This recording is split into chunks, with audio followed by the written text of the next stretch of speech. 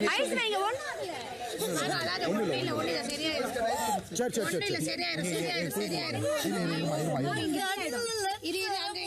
Hi hello எல்லாருக்கும் வணக்கம் and welcome back to our channel. இந்த வீடியோவில் நம்ம இன்னைக்கு பிக் பாஸ் வீட்டுக்குள்ளே நடந்த அத்தனை சம்பவத்தை பற்றியும் பார்க்கலாம். ஒன்று மட்டும் வீடியோக்குள்ளே போகிறதுக்கு முன்னாடி சொல்கிறேன். அதாவது இன்னைக்கு பிக் பாஸை பார்த்ததுக்கு அப்புறமா ஒன்று தெரிஞ்சு வச்சுருங்க, எல்லாருக்கும் வேற முகம் இருக்குது. அது எல்லாமே இப்போ தான் வெளியே வருது. இது நாள் வரைக்கும் நம்ம ஒருத்தவங்களை எப்படி நினச்சிருந்தோமோ அது அப்படியே ஆப்போசிட்டாக கான்ட்ராக்டாக இருக்குது. அது மட்டும் கிடையாது, இதுக்கப்புறமா கேமில் யாராலையுமே நடிக்க முடியாதுன்றதும் ரொம்ப தெளிவாக தெரிஞ்சிருக்கு. இன்றைக்கி நிறைய சுவாரஸ்யமான விஷயங்கள் நடந்துச்சு. ஒன்று பார்க்கலாமா? ஃபஸ்ட்டு எடுத்தவொன்னே பார்த்தீங்கன்னா பார்வதி தாங்க. பார்வதி மற்றும் அரோரா இவங்க ரெண்டு பேருடைய டாக் நடந்துக்கிட்டு இருக்கு. என்னுடைய பவுண்டரிஸை பற்றி நான் சொல்லிட்டேன் அப்படின்னு பார்வதி திரும்ப சொல்ல, அதுக்கு அரோரா வந்துட்டு நானும் ஓகே சொல்லிட்டேன்ட்டு அவங்களும் கத்த ஆரம்பிக்கிறாங்க. ஆக்சுவலாக அரோரா பாயை திறந்து பேசினா கண்டிப்பாக வந்துட்டு கொஞ்சம் நல்லா ஷவுட்டாக பேசுவாங்க போல். பட் ஆனால் பேச மாட்டுறாங்க, அது ஏன்னு தெரியல. ஸோ பார்வதியே வந்துட்டு ஒரு கட்டத்துக்கு மேலே அப்பா இவகிட்டெல்லாம் பேச முடியாது நானே போகிறேன் அப்படின்ற மாதிரி எழுந்து போயிட்டாங்க.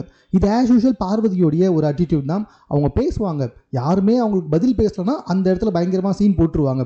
ஆனால் எவனாச்சு திரும்பி பதில் கரெக்டாக பாயிண்ட் டு பாயிண்ட் பேசிட்டாங்கன்னு வச்சுக்கோங்களேன், உடனே அந்த இடத்துலேருந்து கிளம்பிடுவாங்க. அதுதான் ஸ்டார்டிங்லேயே நடந்துச்சு. அதாவது இவங்க பேச நானும் தான் ஓகே சொல்லிட்டேன்னு சொன்னோன்னா பார்வதி எழுந்து போயிட்டாங்க. ஸோ அந்த இடத்துல பார்வதிக்கு மூஞ்சே கிடையாதுங்க. ஸோ இவங்க ரெண்டு பேருடைய டாக் தான் ஃபஸ்ட்டு எடுத்தவொடனே போச்சு. இது மட்டும் கிடையாது, திவாகர் அண்டு பார்வதி இவங்க ரெண்டு பேருமே உட்காந்து மற்றவங்கள பற்றி வழக்கம் போல புரணி பேசுறது தான். இந்த சீசனில் எனக்கு தெரிஞ்சு வந்துட்டு ஊர்கிழவி அப்படின்னு சொல்லி கேட்டிங்கன்னா மொத்தம் 3 பேர். 3 பேரும் சொல்ல முடியாது, ஏன்னா வந்துட்டு கமருதீனை பொறுத்த வரைக்கும் பார்வதி வழக்கும் செல்ல டாகி. ஸோ திவாகர் அண்டு வந்துட்டு பார்த்தீங்கன்னா நம்ம பார்வதி இவங்க 2 பேரும் பேசிகிட்டு இருக்காங்க. கனியை பற்றி பேசுகிறாங்க, சாப்பாடு எல்லாருக்கும் போட்டு நாமினேஷன் வந்து தப்பிக்கணும் பார்க்குறாங்க அப்படின்னு சொல்லிட்டு. சரி ஓகே, நாமினேஷனும் தப்பிக்கிட்டோம். அவங்க வந்துட்டு அவங்களுடைய கேமு உண்மையிலே அவங்க அப்படி தான் இருக்காங்க. நாமினேஷனும் தப்பிக்கிறதுக்காக இந்த வேலையை பார்த்துக்கிட்டு இருக்காங்க திவாகர் அப்படி சொல்கிறாரு. அதுக்கப்புறமா வந்துட்டு நம்ம பார்வதியும் அதையே சொல்கிறாங்க, அவங்க தான் ரொம்ப மோசமானவங்க அப்படின்னு. ரம்யா பற்றி சொன்னது தான் எப்படின்னு எனக்கு தெரியல. ஏன் சொன்னாங்க அப்படின்னு சொல்லி கேட்டிங்கன்னா, ரம்யா வந்துட்டு இவருக்கு மட்டும் சாப்பாடு கம்மியாக போடுதான், சபரிலாம் வந்து அதிகமாக போடுதான், such a worst behaviour worst character அப்படின்னு சொல்லிட்டு ரம்யாவை பற்றி பேசிகிட்டு இருக்காரு. டேய் பண்ணி ஸ்டீரிஸின் அந்த மாதிரிலாம் பேச ஆள் கிடையாது. பட் ஒரு பொண்ணை பற்றி நீ பாட்டு பின்னாடி வந்துட்டு கேரக்டர் சரியில்லை அப்படி இப்படின்னு பேசிக்கிட்டு இருக்க. கேரக்டர்னால் முதல்ல என்னன்னு தெரிஞ்சுக்கிட்டு பேசு. அவங்களுக்கு சப்போர்ட் பண்ணுறாங்கன்னு சொல்லு, இல்லை குரூப்பிசம் பண்ணுறாங்கன்னு சொல்லு. கேரக்டர் சரியில்லைன்னு சொன்னால் உன்னை விட மானங்கிட்ட கேரக்டர் யாருமே இல்லை அப்படின்ற மாதிரி தான் எனக்கு தோணுச்சு.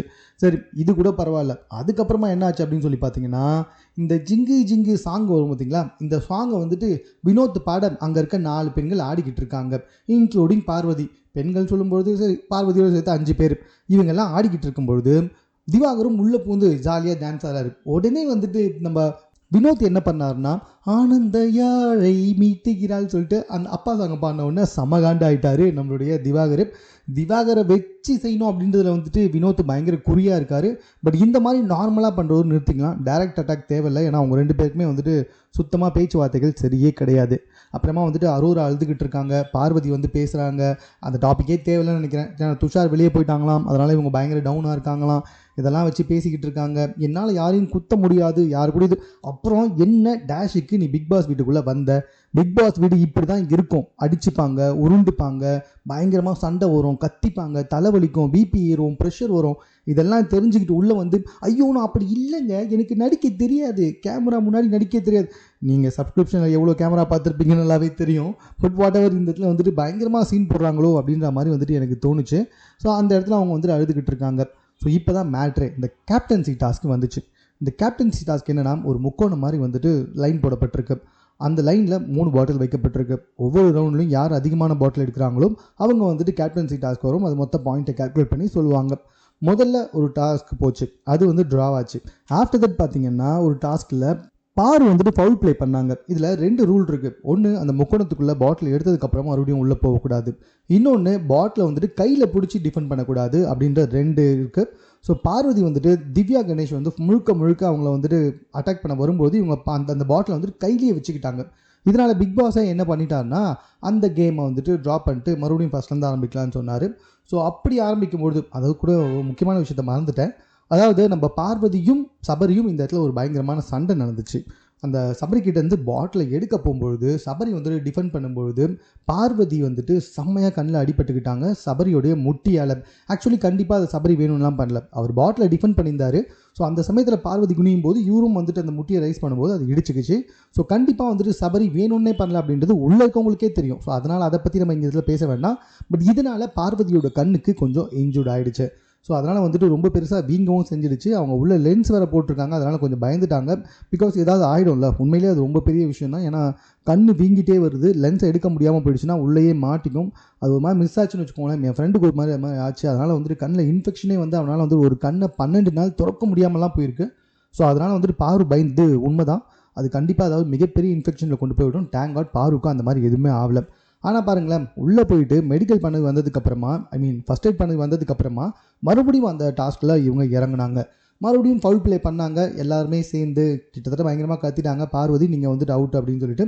ஆனால் ஹவுஸ் மேட்ச் கட்டுறதுக்கு முன்னாடியே வந்துட்டு அந்த கேமுடைய ஜட்ஜஸ் இருக்காங்கல்ல, அவங்க கற்றணும். ஒன்று யார், நம்ம கனி, அவங்களும் வந்துட்டு சொல்லிட்டு தான் இருந்தாங்கன்னு நினைக்கிறேன். ஸோ பார்வதி மறுபடியும் வந்து விளையாடும்போது சபரி வந்து டிஃபெண்ட் பண்ணுறேன் அப்படின்ற பேரில் எல்போ வச்சு தள்ளிக்கிட்டே இருந்தார். உண்மையிலே வந்துட்டு சபரியோட ஹைட்டுக்கும் வெயிட்டுக்கும் பார்வதிலாம் ஒன்றுமே கிடையாது. அவர் எல்போ வச்சு கொஞ்சம் ஃபோர்ஸாக தள்ளினான்னு தான் நினைக்கிறேன். பார்வதியோட குற்றச்சாட்டு என்ன அப்படின்னு சொல்லி பார்த்தீங்கன்னா, ஹீட் ஆஃப் த மூமெண்ட் பயங்கர அசிங்கமாக பேசிட்டாங்க, சபரி அறிவு இருக்கா அது இதுன்னு திட்டாங்க, எல்லாமே ஓகே தான். பட் பார்வதியோட அலிகேஷனை பொறுத்த வரைக்கும் அந்த இடத்துல அவ்வளோ ஃபோர்ஸாக வந்துட்டு கையாண்டிருக்க தேவையில்ல. என்னை லைட்டாக தள்ளி விட்டாலே நான் போவேன், பட் ஆனால் அவ்வளோ ஃபோர்ஸாக வந்துட்டு நீ கையாண்டிருக்க தேவையில்லை அப்படின்றது தான் அவங்களோட அலிகேஷன். இதுமே சபரிக்குமே புரிஞ்சிருக்கும்னு நினைக்கிறேன். ஆனால் அவருடைய கூற்றுப்படி என்னை கொஞ்சம் அசிங்கமாக பேசிட்டாங்க, அது என்னை இன்னும் வந்துட்டு ப்ரொவோக் பண்ணிடுச்சு அப்படின்ற மாதிரி வந்துட்டு சபரி சொன்னதும் நம்மளால் பார்க்க முடிஞ்சுது.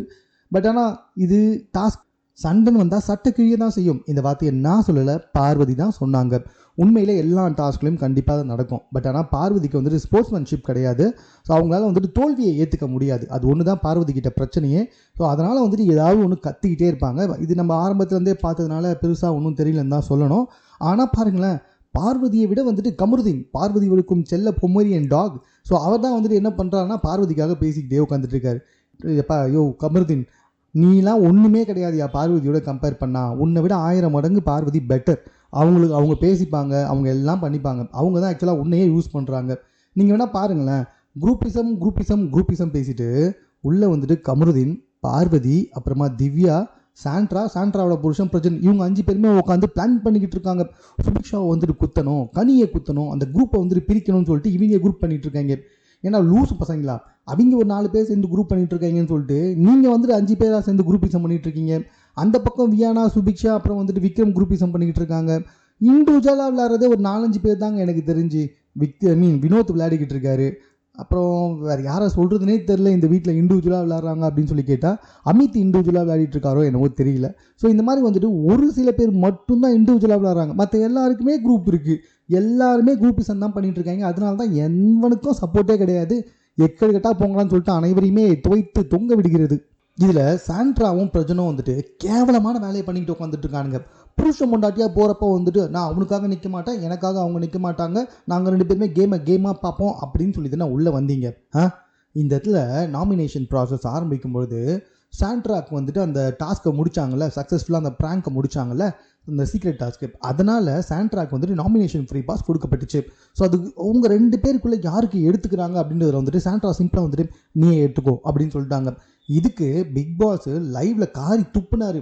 நான் வந்துட்டு ஏதாவது காரணம் சொல்லுவீங்கன்னு எதிர்பார்த்தேன், என்ன அப்படின்ற மாதிரி. அதாவது ரொம்ப முக்கியமாக நான் கொடுத்தேன், இவங்க 2 பேருமே வந்துட்டு அந்த நாமினேஷன் ஃப்ரீ பாஸ்க்கு யார் கிடைக்கணும் அப்படின்னு சொல்லிட்டு ஒரு பெரிய ஆர்குமெண்ட் போகணும்னு பார்த்தா நீ எடுத்துக்கோ அப்படின்ற மாதிரி சொல்லிட்டு வந்துட்டாங்க. காரணம் கேட்டால் என்னை விட ஒரு பெஸ்ட் பிளேயர், ஹீ டிசர்வ் அப்படின்ற மாதிரி சொல்லிட்டாங்க. பிக் பாஸ் அதை ஏற்றுக்கவே இல்லை. சரிப்பா அப்படின்ற மாதிரி வந்துட்டு சொல்லிட்டாரு. இவங்க 2 பேருமே வந்துட்டு புருஷன் பொண்டாட்டியாக தான் உள்ளே இருக்காங்க. இப்போ வரைக்கும் கண்டஸ்டாகவே கிடையாது. 2 பேருமே ஒன்றா சுற்றிக்கிட்டு இருக்குது. அவங்க கூட யாராவது பேசினா இவர் பக்கத்தில் வருது, இவர் கூட யாராவது பேசினா பக்கத்தில் வருது. 2 பேருமே ஒன்றா சேர்ந்து சுபிக்ஷா வந்துட்டு டார்கெட் பண்ணுறது. அது மட்டும் இல்லை, இவங்க 2 பேருமே ஒன்றா சேர்ந்து பாரு, கமருதீன், திவ்யா, அப்புறம் வந்துட்டு நம்ம திவாகர், இந்த 6 பேர் கூட வந்துட்டு குரூப்பிசம் சேர்றது. ஏண்டா நீங்கள் 6 பேர் சேர்ந்து அந்த இடத்துல இருக்க குரூப்பை பிரிக்க ஒன்றா சேர்ந்தீங்கன்னா அப்போ நீங்களும் குரூப்பிசம் தானே? ஏன்னா நீங்களுமே உங்களுக்குள்ளே ஓட்டு போட்டுக்கல, அப்போ நீங்களுமே குரூப்பிசம் தானே பண்ணுறீங்க அப்படின்னு கேட்க தோணுச்சு. நான் தான் உள்ளே இல்லையே. இந்த மாதிரி படு கேவலமான வேலைகளை வந்துட்டு வீட்டுக்குள் இருப்பவர்கள் தற்போது பார்க்க ஆரம்பித்திருக்கிறார்கள். அதாவது பார்த்தீங்கன்னா வயல்காட்டிலேருந்து போன மூதேவிங்க சாரிங்க இது வாயில் வந்துச்சு. அதாவது வைல்ட் கார்டுக்கு உள்ளே போயிட்டு குரூப் பீஸத்தை கலைப்புன்னு சொல்லிட்டு இவங்க ஒரு குரூப்பை ஃபார்ம் பண்ணி செம்மையாக வந்துட்டு ப்ளேம் பண்ணிகிட்டு இருக்காங்கோ அப்படின்ற மாதிரி தான் வந்துட்டு தோணுச்சு. சாண்ட்ரா மற்றும் பிரஜன் இவங்க 2 பேருமே வந்துட்டு ஓப்பனாக இவங்க பண்ணது வந்துட்டு ட்ரெட்டனிங்காக இருந்துச்சு. வெளியே இருந்தால் அது வேறு மாதிரி இருந்திருக்கும் அப்படின்ற மாதிரி சொன்னாங்களாம். அது எதுக்காக? சாண்ட்ராவை பார்த்து நம்ம சுபிக்ஷா சொன்னதுக்காக வந்துட்டு சொன்னாங்களாம். ஆனால் அதுக்கு முன்னாடியே வந்துட்டு பாருக்கிட்டலாம் டிஸ்கஸ் பண்ணிட்டாங்க. இந்த 2 இருக்குல்ல, அதாவது இதுங்க இருக்கே எதுங்க, இந்த சாண்ட்ராவும் பிரஜனும், இதுங்க அதோட பேர் சொல்லும்போது பார்வதிக்கு சிரிப்பு தாங்க முடியல. அந்த வலியும் தாண்டி பயங்கர சிரிப்பு. ஆனால் கன்ஃபென்ஷன் ரூம்குள்ளே போய் போட்டாங்க பாருங்க ஒரு scene, big boss 1 minute big boss அப்படின்னு சொல்லிட்டு அந்த இடத்துல கண்ணில் வந்துட்டு ஐஸ் கட்டி வச்சுக்கிறதுலாம் வேறு லெவல். வெளியே சுபிக்ஷா பேரை சொல்லும்போது அப்படி சிரிச்சுட்டு கொய்யால உள்ளே போய் நீ சீனை போட்டுக்கிட்டு இருக்க. யார் இந்த வீட்லேயே முழுக்க முழுக்க கேமராக்காக எல்லா வேலையும் பார்க்குறாங்கன்றது நம்ம எல்லாருக்கும் ரொம்ப நல்லா தெரியும். பாருக்கு பிடிச்சவனாக இருக்கட்டும் பிடிக்காதவனாக இருக்கட்டும் எல்லாம் சொல்லுவோம், ஆமாம் பாரு வந்துட்டு கேமராக்காகத்தான் வேலை செஞ்சுக்கிட்டு இருக்குன்ட்டு. ஆனால் அவங்க வந்து மற்றவங்க சொல்கிறது தான் செம காமெடியாக இருக்குது. இந்த நாமினேஷனுக்கு நடுவில் நம்ம வினோத் மற்றும் கமருதீன் இவங்க 2 பேருக்குமே வந்துட்டு ஒரு ஃபைட் வருது. பிகாஸ் ஆஃப் பாரு வந்துட்டு முதல்ல சபரி போயிட்டு வராரு. சபரி வந்துட்டு பாரு நீ தான் அப்படின்ற மாதிரி சொல்லும்பொழுது வினோத் என்ன சொன்னான்னா, அவங்களால தான் பார்க்க முடியாது, அவங்கள போயிட்டு பாருன்னு சொல்கிறியே அப்படின்னு. இது வந்துட்டு ஒரு நார்மல் ஜோக், இது ரொம்ப ரொம்ப நார்மல் ஜோக்கு. அவங்களுக்கு அடிப்பட்டதை வந்துட்டு சொல்கிற மாதிரி இல்லை. ஆக்சுவலாக வந்துட்டு ஒரு நல்ல பெஸ்ட் ஃப்ரெண்ட்ஸ் பார்த்துக்கிட்டாங்கன்னு வச்சுங்களேன், நான் மச்சான் கண்ணு போயிடுச்சா அப்படின்வாங்க. உடனே அதை வந்துட்டு பயங்கர கோவத்தில் விருப்பில் சொல்கிறதா இல்லை அதை வச்சு சிரிக்கணுன்றதுலாம் கிடையாது, நார்மலாக பேசிக்கிறது அது. அதை வந்துட்டு ஓவராக சீன் போட்டு கமருதீன் உடனே வந்துட்டு இல்லை மச்சான் இந்த மாதிரிலாம் நீ பேசக்கூடாதுரா, பார்வதிரா அது என் ஓனர்ரா, அவங்க தானே எனக்கு சோறு போடுற தெய்வம், அவங்கள போய் இப்படி பேசுறியடா அப்படின்ற மாதிரி வைத்தியகாத்திரமாக பேசின்னு உட்காந்துட்ருக்கான். யோ கமருதீன் தனியாக விளையாடியா, தயவு செஞ்சு பார்வதி போடுற பிஸ்கெட்டுக்கு வேலை செய்கிற மாதிரி வேலை செஞ்சுக்கிட்டு உட்காந்துக்கிட்டு இருக்கேன் நீ. அதுக்கப்புறமா அவங்க 2 பேருக்குள்ள லைட்டாக வந்துட்டு அப்படியே ஒரு மாதிரி முறைச்சிக்கிட்டாங்க 2 பேருமே. என்னடா என்ன ஆச்சுக்கலாமா அப்படின்னு சொல்லிட்டு அது அவங்களுக்குள்ள இதுக்கப்புறமா இன்னும் பயங்கரமாக கொழுந்து விட்டு எரியும் அப்படின்னு சொல்லிட்டு எதிர்பார்க்கலாம். ஸோ அதுக்கு முன்னாடி என்னாச்சு தெரியுமா, விக்ரம் இருக்கார்ல, விக்ரமுக்கும் பார்வதிக்கும் இன்றைக்கி பயங்கரமாக முட்டிக்கிச்சு. அந்த டாஸ்க்கில் வந்துட்டு பார்வதி பண்ணது தப்பு. அதனால தான் வந்துட்டு ஏற்கனவே ஒரு கேமை கேன்சல் பண்ணிட்டு 2வது கேமாக வைக்கிறாங்க. மறுபடியும் நீ போய் நொட்டிட்டு அதை யாருமே சொல்லக்கூடாதுன்னா என்ன அர்த்தம்? விக்ரம் வந்துட்டு ஏந்து வந்து சொல்கிறாரு. அதுக்கு பார்வதி பயங்கரமாக கத்த, விக்ரம் என்னன்னே தெரியல இன்றைக்கி முழுக்க முழுக்க பார்வதியை போட்டு பொழக்கணும்னு முடிவு பண்ணிட்டாரு. பார்வதி என்ன கத்துனாலும் அதுக்கு வந்துட்டு ஆப்போசிட்டில் வந்துட்டு செம்மையாக வந்துட்டு ப்ளாவரிங் பண்ணியே பார்வதியை ஓட வச்சிட்டாரு. நான் ஆல்ரெடி சொன்னது தான், பார்வதியை யாராவது எதிர்த்து பேசிட்டா, பாயிண்ட் படி பேசிட்டா, இல்லை மார்க் பண்ணிட்டா எப்போவுமே அவங்க தான் எல்லாத்தையும் பண்ணுவாங்க. அதுக்கு ஆப்போசிட்டாக நடந்துக்கிட்டு அங்கேருந்து ஓடி போயிடுவாங்க. அந்த மாதிரி வந்து நான் அப்படி தான் பண்ணுவேன் அப்படின்னு சொல்லிட்டு கடைசியாக ஓடி போச்சு. உள்ளேயும் அதே மாதிரி தான் விக்ரம் வந்துட்டு போட்டு பழகும் போது அப்படியா பாரு தேங்க்யூ பாருன்னு சொல்லிட்டு பார்வை விட அவருக்கு எக்ஸ்ட்ரா ஒரு டோன் மேலே ஏற்றி பேசின உடனே பாரு வந்துட்டு ஓடி போயிடுச்சு அப்படியே சிரிச்சுக்கிட்டே. ஸோ என்னன்னே தெரியல, பாரு இப்போ எது பேசினாலும் எல்லாருமே வந்துட்டு பயங்கரமாக கத்தி எதிர்த்து பேச ஆரம்பிச்சிட்டாங்க. இதுக்கப்புறமா பாரு இந்த மாதிரிலாம் கத்தின்லாம் உட்காந்துட்டு இருக்க முடியாது போல. ஏன்னா விக்ரம் எதிர்த்து பேசிட்டாரு, சுபிக்ஷா எதிர்த்து பேசுகிறாங்க, அரோரா எதிர்த்து பேசுகிறாங்க, இப்படி எல்லாருமே பார்வை எதிர்த்து பேசுகிறாங்க. அதனால தான் நான் முன்னாடியே சொன்னேன் இதுக்கப்புறம் கேம் பயங்கரமாக சூடு பிடிக்க போகுது அப்படின்னு சொல்லிட்டு. பிகாஸ் ஆஃப் எல்லாருமே இப்போ வாய்ஸ் அவுட் பண்ண ஆரம்பிச்சிட்டாங்க. இந்த கேமரா கான்ஷியஸ் இருக்குல்ல, அது மனுஷனுக்கு ஓரளவுக்கு தாங்க. என்ன 100 நாள்லாம் வந்துட்டு கேமராக்காக நடிச்சுக்கிட்டே இருக்க முடியாது, ஓரளவுக்கு இருப்பாங்க. அதுக்கப்புறமா கண்டிப்பாக வந்துட்டு அவங்களுக்கே தெரிஞ்சிடும், ஆஹா இதுக்கப்புறம் வேலைக்கு ஆகாது, இது மாதிரியே இருந்தால் நம்ம கொஞ்சம் ப்ரெஷர் ஆகிடும்னு சொல்லிட்டு ஆட்டோமேட்டிக்கலாக அவங்களே எல்லாத்தையுமே ஓப்பன் அப் பண்ணுவாங்க. விக்ரம் தற்போது வெளியே வந்திருக்காரு. வியானாவோட மோசமான கேரக்டர் பார்த்தீங்களா, ஒரு வழியாக நாமினேஷன் முடிஞ்சிச்சு. நாமினேஷன் யார் யார் அப்படின்றத நான் கடைசியில் சொல்கிறேன்.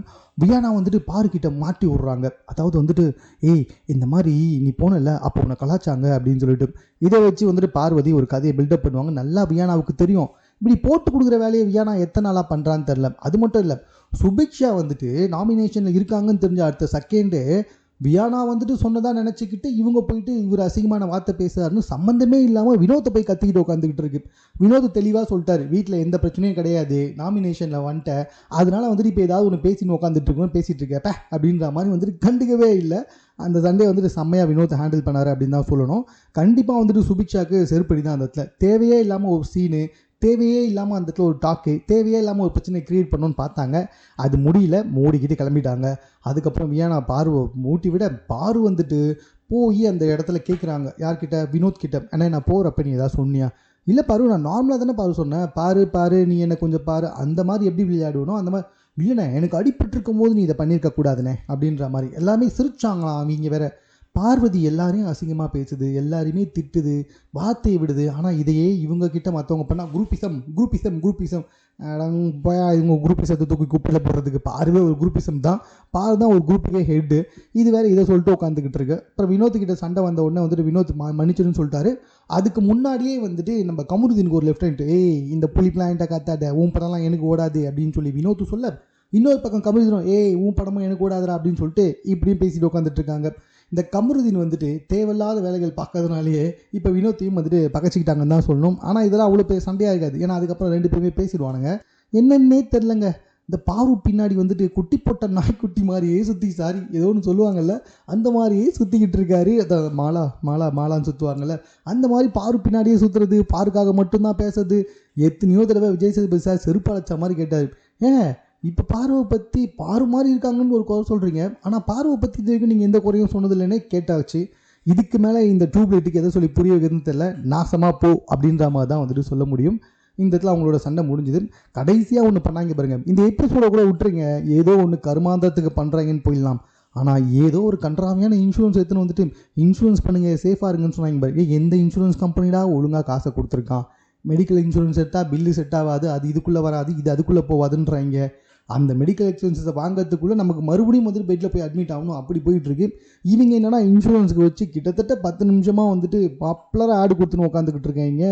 பார்க்கறதுக்கே எரிச்சலாக இருந்துச்சு. ஸோ இதுதாங்க இன்றைக்கி நடந்தது. ஒரு வழியாக விக்ரம் வாய்ஸ் அவுட் பண்ணிட்டாரு. சுபிக்ஷா வந்துட்டு அவங்களோட சீனை ஆரம்பிச்சிட்டாங்க. இந்த வாரத்தில் வந்துட்டு அவங்க நாமினேஷனில் இருக்கிறதுனால வியானா வந்துட்டு கோல் முட்டி ஊறதுல வேறு லெவல் போல் கோல்டு மெடலே வாங்கியிருப்பாங்க போல்.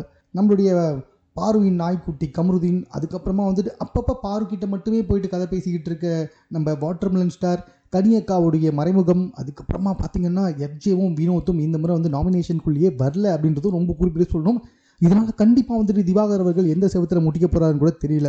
இப்படி நிறைய விஷயங்கள் பிக் பாஸ் வீட்டுக்குள்ளே மாறிட்டே இருக்குது. ஸோ கண்டிப்பாக இது வீட்டுக்குள்ளே ஒரு மிகப்பெரிய மாற்றத்தை ஏற்படுத்தும். இனி வரப்போகிற கேம்ஸ்லாம் ரொம்ப சுவாரஸ்யமாக இருக்கும்னு சொல்லிட்டு எதிர்பார்க்கலாம். மேலும் இது போன்ற செய்திகளை உடனுக்குடன் தெரிந்து கொள்வதற்கு சேனலை சப்ஸ்கிரைப் பண்ணுங்கள். இது குறித்த உங்கள் கருத்துக்கள் எதுவாக இருந்தாலும் கமெண்ட்ஸில் நீங்கள் பதிவு செய்யலாம்.